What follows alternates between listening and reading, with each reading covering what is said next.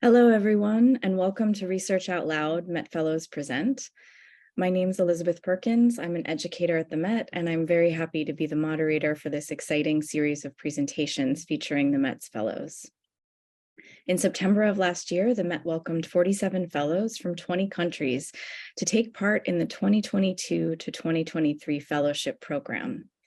Fellows from across many disciplines are provided the time, space, and support to work on dissertations, articles, book manuscripts, undertake conservation training, scientific investigations, and more. Research Out Loud is now an opportunity for fellows to share their work and open up dialogues with the wider museum and the public. And now it's my pleasure to introduce our first speaker, Jonathan W. Hardy. Jonathan is the Jane and Morgan Whitney Fellow in the Department of Ancient Near Eastern Art. He is also a PhD candidate in the Department of Art History at the University of Minnesota, Twin Cities, where he's finishing his dissertation on the construction of Christian and Zoroastrian identity in Sasanian Iran. His research at the Met centers around the creation of metrically accurate 3D models of Sasanian seals and ceilings for the purpose of increasing public and scholarly access to the Met's collections. Hello, everyone. It is a pleasure to present my ongoing research at the Met. And thank you to the Education Department for organizing the Research Out Loud series. Thank you to the Department of Ancient Near Eastern Art for graciously hosting me for the past half a year. And a special thank you to my supervisor and chair of this panel, Michael Seymour. Without your guidance and help, none of this would be possible. I've recently been informed that not everyone knows what a seal, bulla, and ceiling are, a failing of our education system, no doubt. So let me introduce you to these fantastic little objects. While I speak, you can watch this excellent recreation of using a seal on a bulla. For the purpose of our discussion today, seals are semi-precious gemstones, like carnelian, chalcedony, and agate, which are then planed down and carved, or more aptly cut with a disc and drilled, with an image according to the owner's wants and needs. You can think of seals as the ancient signature, a unique mark that symbolizes your authority of a good, your authorization of a good or document. The bulla, also known as a ceiling, terms which have a pedantic difference but are generally used interchangeably, are lumps of clay that are affixed to a document, vessel, or crate with twine or leather, and then stamped with seals. The image left behind by the seal in the clay is known as an impression, what we'll be discussing at length today. The research presented here is guided by a simple question. What can seals and ceilings tell us about quotidian life in late antiquity? These small lumps of clay, abraded, often broken, and usually discarded, are in a majority of instances all that remains of an ancient person's life and identity. We may not know their name, or where they lived and died, or what they accomplished in their lifetimes, but these ancient people have gained a sort of immortality purely through the chance discovery of a lump of clay they interacted with briefly in the course of their job. Often eschewed for the fancier silver vessels, rock reliefs, and architectural decoration, seals and their associated ceilings have largely sat on the periphery of art history, acting as mere background oh and alsos to the study of Sasanian art. I hope that my humble contribution here will help show the importance of these little objects to our understanding of the late antique world, not as accessories to grandiose claims, but as valuable sources of information in their own right. In the following 20 minutes, I will shed light on just one aspect of these fantastic little objects, looking to an excavated archive of clay ceilings from a late Sasanian city in southwestern Iran. This brief case study combines exploratory network analysis with traditional art historical methodologies to reconstruct the social networks of bureaucrats and middle managers in late antiquity. Just like modern governments today, the Sasanian imperial apparatus was run by a menagerie of unnamed administrators working diligently behind the scenes to keep the gears of bureaucracy turning smoothly. I will first offer some background on the history and excavation of the late Sasanian city of Qasr Abu Nasr, discussing some of the trials and tribulations faced by the excavators and modern scholars attempting to untangle the site. Following this brief foray, I will then introduce the corpus of clay ceilings from Qasri Abu Nasr, with particular attention paid to a subset of this corpus, the administrative archive.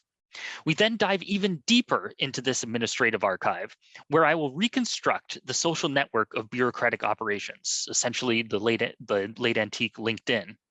I will show how this exploratory network analysis transforms our understanding of social and occupational dependencies in the Sasanian era.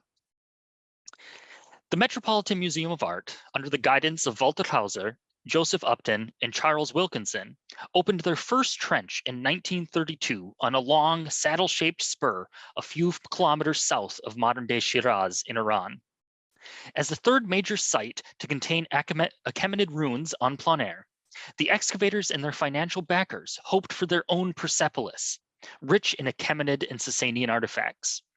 Unfortunately for the excavators, their hopes were soon dashed when they discovered the brunt of visible Achaemenid architectural features were merely spolia from Persepolis, moved there by some Islamic governor in the distant past.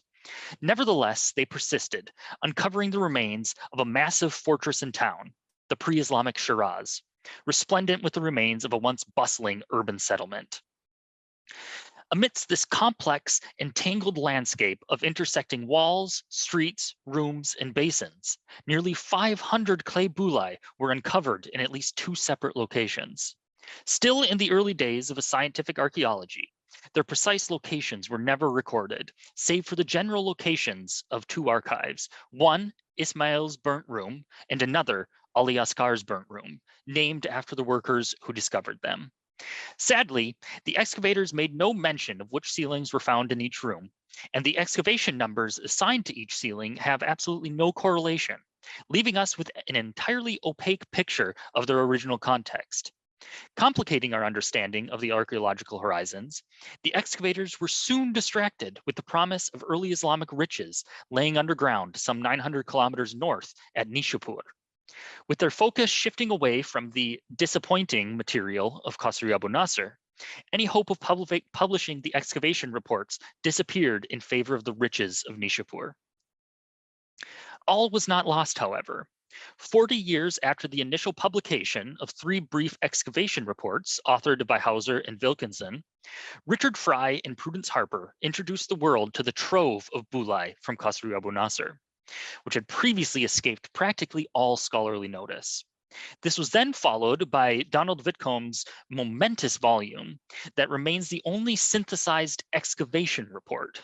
Philippe Genoux, one of the world's leading experts on Sasanian sigillography, offered an update to Fry's translations of the inscriptions on the bulai, with an article on the Tehran ceilings in 1975, and then a further article on the Metropolitan ceilings in 1985.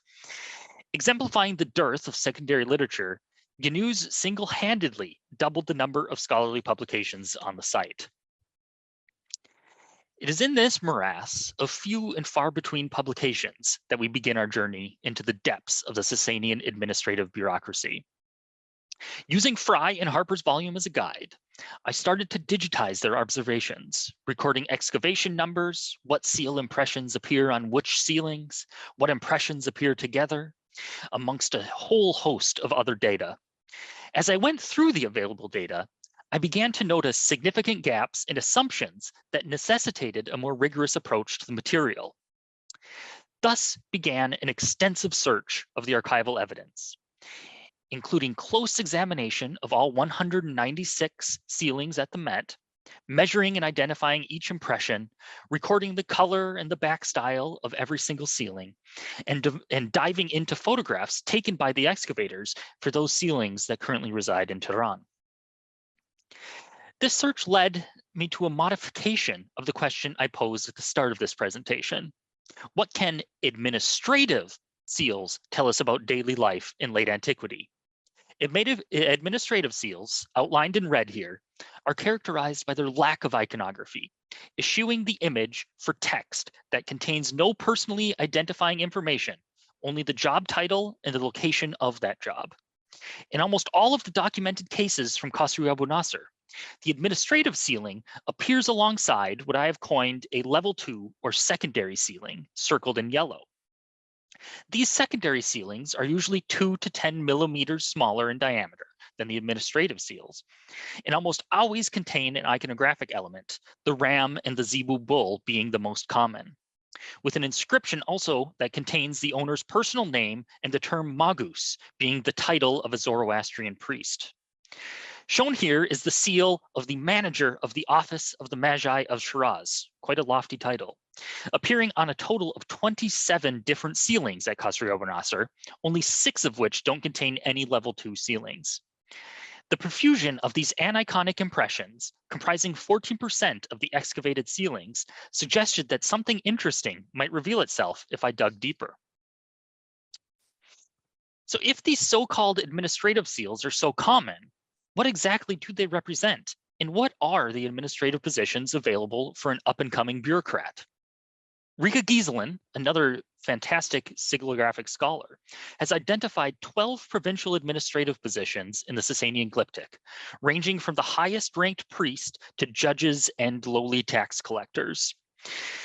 These positions also appear in the Madian-i Hazardadistan, the Book of 1,000 Judgments, an early 7th century Middle Persian text on jurisprudence that recounts hundreds of strange and weird court cases, many of which include the legality and verifiability of seals and sealed documents. According to the Madian-i Hazardadistan, administrative seals belonged partially to the person who held the position and partially to the position itself, resulting in cases where, after leaving an administrative position, the person who held that position was still able to use the official seal until a formal document certified their abdication or firing. This is opposed to personal seals, which belong solely to the individual and are most commonly identified with the secondary seals that we discussed previously. Of these 12 documented provincial administrative positions, 5 appear at Qasr Abu Nasr: the Sharab or satrap, the defender of and judge of the poor, the chief counselor, the chief tax collector, and the administrator of the Office of the Magi. These 5 administrative positions are split among 16 different seals attested at Qasr Abu Nasr, many of which hold the same job title. Interestingly, only one of the impressions, D177, is directly related to the site of Qasr Abu Nasr, that is, the pre-Islamic Shiraz. And it is, unsurprisingly, the most common administrator seal found at the site, appearing on, as I said, 27 different sealings. The remainder of the attested impressions come either from administrators higher up the bureaucratic ladder, shown in blue, who also had oversight over Qasr Abu Nasr as part of their bureaucratic duties, or similarly ranked offices in green from external cities like Bishapur, Gur, and Stakher. We should, of course, expect to see some impressions from the higher ranking administrators at Qasr Abu Nasr, as they undoubtedly had to visit the city or send documents there. But the appearance of similarly ranked officials is rather odd. Why are they represented in the archive? Did they too send things to Qasr Abu Nasr, or did they seal something while they were perhaps visiting the city? To answer the second question, the Madian-i Hazardadistan indicates that it was possible for a visiting administrator to use their official seal in a different city, at least on legal documents, even if they held no relevant authority over that specific city. If this is the case, then we should expect to see a correlation between local and foreign, i.e. non-local seals on the sealings at Qasr Abu Nasr. How then do we test this? Since asking them is understandably out of the question, we need to find another way to determine who they worked with. One such way, and the one that we will use here, is mapping the network of correlations in the archive. So, following the transitive property of equality, if you remember all your ways back to algebra, if foreign administrative seal A, like the Bishapur or Stakher impressions, appears on a clay sealing X with a different seal B, and that seal B also appears on a different clay sealing Y with an impression known to originate from Shiraz or Qasr Abu Nasr, like D177, then we can say for certain that the foreign administrative seal A was either A, or 1, used at Qasr Abu Nasr, or 2, the owner of seal B worked at both locations. If no such connection exists, then we can conclude that the foreign administrative seal A was impressed on the clay ceiling elsewhere, and whatever the ceiling was attached to was then shipped to Qasr Abu Nasr. To gather the data necessary to not only test whether or not the foreign administrative sealings were made at Qasr Abu Nasr, but to also understand the archive as a whole, I first identified every bulai that an administrator's seal appears on. I recorded its excavation number, a session number if at the Metropolitan Museum, and the physical characteristics of the bulai like color, backstyle, and size. I then recorded any other impression on the bulai identified in the first stage, paying particular attention to the largest non-administrator impression, the level 2 that I identified earlier, recording its size, location, and relative angle in relation to the administrator seal. Performing the same process as step 1, I identified all the bulai that those second level impressions appear on. This process then repeated until the entire network of impressions was recorded. In total, this encompassed 7 iterations, recording 121 individual impressions, or roughly 1/3 of the total impressions from the site, and approximately half the total bulai. This then builds up a network that of everyone that worked together at Qasr Abu Nasr. Networks consist of 2 basic elements, nodes and edges. The nodes, or colored circles, represent each individual seal. Their size represents how important they are to the network as hubs. The larger the circle, the more connections it has, which is why D177, the Office of the Magi of Shiraz, is the largest node, since it is connected to most other seal impressions. The labels that you see here are unique identifiers associated with each seal. In light red are the administrative seals that we discussed previously, and in green are the so-called Magus seals, or the secondary or level 2 seals. The lines, called edges, represent individual clay ceilings. If 2 nodes are connected by an edge, it means that they appear on the same ceiling. The colors of the nodes and edges represent close-knit communities that coalesce around hubs. Think of the largest node in each community as the airport from which all other nodes of the same color are able to access the rest of the network with the least amount of effort. Given such a dense and well-connected network, these isolated groups containing only 1 to 3 impressions immediately stand out. The keen-eyed will see a plethora of administrative seals here, which begs the question, who exactly are these rogue administrators? In contrast to the possibility of non-local sealing practices mentioned in the Madiani Hazardadistan, these isolated clusters all contain a non-local administrator seal and 1 or 2 other impressions that don't occur anywhere else in the archive. Their isolation from the central network strongly suggests that the clay ceilings they appear on were created somewhere other than Qasr Abu Nasr, perhaps their stated city, and whatever they were attached to was then sent to the site. Looking then to the central network, we see, as expected, the primacy of D177, acting as the central hub that connects the extreme ends of the network together. And unlike the isolated clusters of the previous slide, the 5 remaining administrative seals are all connected by at least 1 intermediary node. In green, the Sharab of Bishapur and the Andarzbed of Ardakshikhora, the 2 highest ranking officials in the corpus. These are separated from D177 by only 1 intermediary node. More tenuously connected are D207, D99, and D12, all equally ranked officials to D177. If we were to remove D40 or D156, which you can see essentially in the center of the slide, they would essentially break the connection of the entire network together. So if we run an algorithm that calculates the betweenness centrality of each node, that is the numerical measure of how many times a node appears on the shortest route between every connected node in the network, we can determine precisely how important D40 and D156 are to the network, as well as reveal any other similarly important nodes. Betweenness centrality is shown here both as a gradient of orange to purple and as the relative size of each node. The more purple and the larger the node is, the more important it is as a bridge between communities in the network. Isolating these nodes reveals a set of 18 different impressions through which 90% of all traffic in the network is routed through. Further filtering the remaining nodes to those with the lowest authority ranking, i.e. the nodes with fewer non-important important edges, reveals 6 impressions that are the most important bridges in the network. It turns out that they are the most innocuous seals in the entire archive. These small, simplistic designs almost never appear in a prominent place on a clay ceiling. Their diminutive stature and placement on the clay ceilings has fooled scholars, including myself, into ignoring them for the more flashy inscriptions and symbols. It is rather fitting that the most important people, the bridges between various communities, are those people who use the most innocuous seals.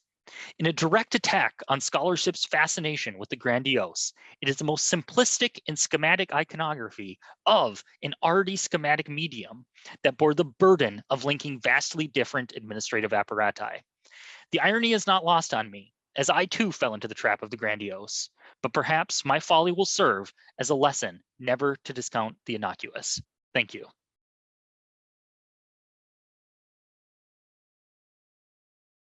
So, as in the order of our speakers, I'll start with one for you, John. Judith Lerner says, "Thank you, Jonathan, for your innovative and thought-provoking work and impressive presentation.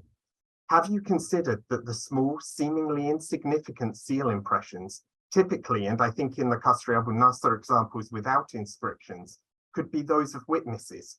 Perhaps their being the most common suggests that they might be those of professional witnesses, in quotes, who were brought in or worked for the authorities at Qasr Abu Nasr, though it's strange that they appear so, quotes, unofficial, i.e. unepigraphic and less elaborate in design." Yeah, I think that's a kind of a fantastic point, and I hope over the next few months to look not only at the remainder of the impressions, the 300 some odd impressions that we still have from Qasr Abu Nasr that weren't connected with this, but also to start to see what's happening at Takht Suleiman, particularly with El Mutinsa's and I believe Yusuf Muradi's recent grant that they got, that they're going to be looking at all of these ceilings. So kind of paying very close attention to the work that they'll be doing to see if there's, you know, any sort of correlations there. But yeah, I think there is. It's a really difficult thing to see because you know, we only have so much evidence that's left, and unfortunately they're the as you say anepigraphic ones, so we don't really know exactly who they are.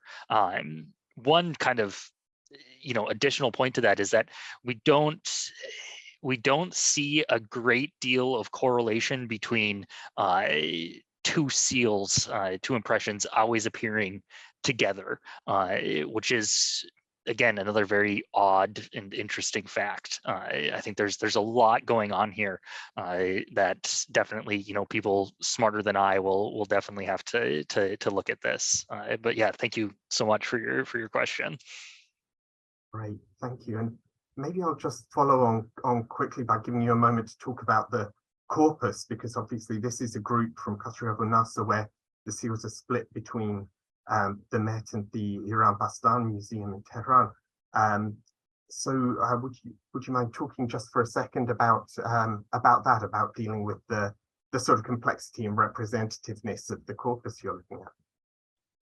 Yeah, that's one of the kind of great things about, you know, being at the Met is that I have access to 196 of them, and as I was kind of going through this research and building up this sort of network, I ended up, you know, kind of creating a database of, we have seals or impressions that are in Tehran, and we have impressions that are in the Metropolitan Museum.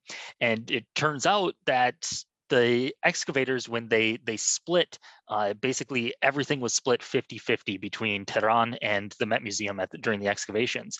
And the really fascinating thing is that we have a representative example of all 500 of the impressions at the Met, and there's a representative example of all 500 in Tehran. So it's basically they were split almost perfectly evenly, so that if there was 2 of one type of impression, Tehran got one, the Met got one. It's a really even split, so it kind of makes it much easier on my part, because I know kind of for a fact that I have that a representative sample of the entire corpus to work with hands-on, and that gives me a lot more confidence in the results that I'm drawing here.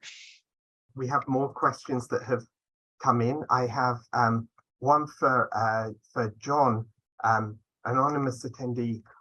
He says, the question is, I noticed that 6 common seals that you found, I think that you showed in the final slide, had what appeared to be a bird symbol. Do you know what kind of bird? Maybe a simurgh or a regular bird? We could only hope for a simurgh. Oddly enough, the most common representation of any sort of the seals that we see at Qasr Ibn Nasr is bird related. It's, if I remember correctly, 15% of kind of all the total impressions that we have, 15% of them are somehow related to bird or bird type imagery. And at Takhte Suleiman, from what Bulai have been published so far, it's 45%, which is kind of just outstanding. That everyone really loved birds in the Sasanian era, and this is kind of in contrast to what's in museums, where it's in the British Museum and the Met for actual seals represents only roughly 10%, and even less so for the Louvre and the Bibliothèque Nationale at 5%. So birds were, whilst in kind of what museums are collecting, they don't appear very often, but what we have on the actual kind of archaeologically attested sealings, birds were incredibly common. So I think it would be one of the things that I hope to do kind of in the future is much more dive in depth into birds. But I think I know the impression that you're speaking of, and I'm pretty sure that it's probably a lot of couching my answer here, but I'm pretty sure it's probably a pheasant. So we could hope for a simurgh, and maybe one day there'll be a Sasanian simurgh, but you never know.